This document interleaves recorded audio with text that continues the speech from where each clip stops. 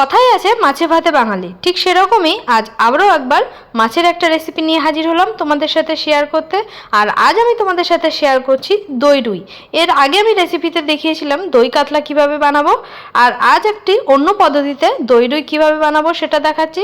তো রুই মাছগুলোকে বেছে ভালো করে ধুয়ে নিয়েছি, মাছগুলোকে নুন হলুদ দিয়ে ভালো করে ভেজে তুলে নিয়েছি। এবার আমি গ্যাসে একটা কড়াই বসিয়ে দিলাম। কড়াইটা ভালোভাবে গরম হয়ে আসলে দিয়ে দিলাম তাতে পরিমাণ মতো সরিষার তেল। এবার এর মধ্যে দিয়ে দেব কুচনো পেঁয়াজ। এই কুচনো পেঁয়াজগুলোকে একটু বেশি পরিমাণে, আমি এখানে 5টা বড় বড় সাইজের পেঁয়াজ নিয়েছি।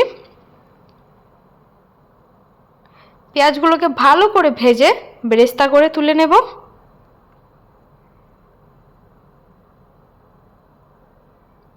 তো পেঁয়াজ বেরেস্তা হয়ে গেছে।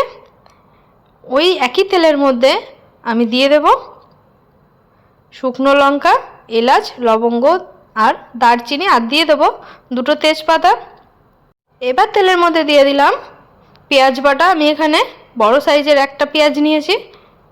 পেঁয়াজ বাটাটা দিয়ে নেড়ে চেড়ে নিয়ে এর মধ্যে দিয়ে দিলাম টমেটো কুচি। টমেটো কুচিটা দিয়ে একটু নেড়ে চেড়ে নিয়ে দিয়ে দিলাম আদা, রসুন আর কাঁচা লঙ্কা বাটা। এবার এর মধ্যে দিয়ে দিচ্ছি জিরে গুঁড়ো, স্বাদ মতো নুন আর সামান্য পরিমাণে গোলমরিচ গুঁড়ো।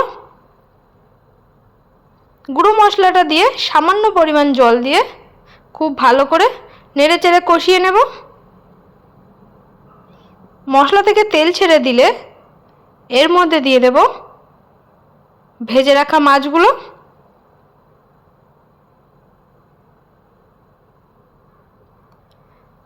মাছগুলো দিয়ে মশলাগুলো ভালো করে কষিয়ে নিয়ে দিয়ে দেবো এখানে ফেটিয়ে রাখা টক দই। আমি এখানে 100 গ্রাম টক দই নিয়েছি।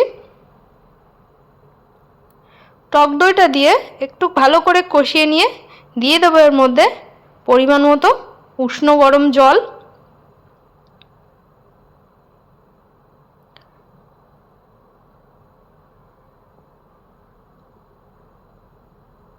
জলটা দেওয়ার পরে খুব ভালো করে ফুটে আসলে দিয়ে দিলাম এর মধ্যে পেঁয়াজের বেরেস্তাটা। পেঁয়াজ বেরেস্তাটা দিয়ে একটু নেড়ে চেড়ে নিয়ে দিয়ে দিলাম কাসুরি মেথি। এরপর দিয়ে দিলাম 1 চামচ ঘি আর দিয়ে দেবো 1 চামচ গরম মশলা গুঁড়ো। তো তৈরি হয়ে গেল দই রুই। তোমরা বাড়িতে অবশ্যই একবার ট্রাই করো, একদম অতুলনীয় স্বাদে লাগবে দুপুরবেলা গরম ভাতের সাথে খেতে।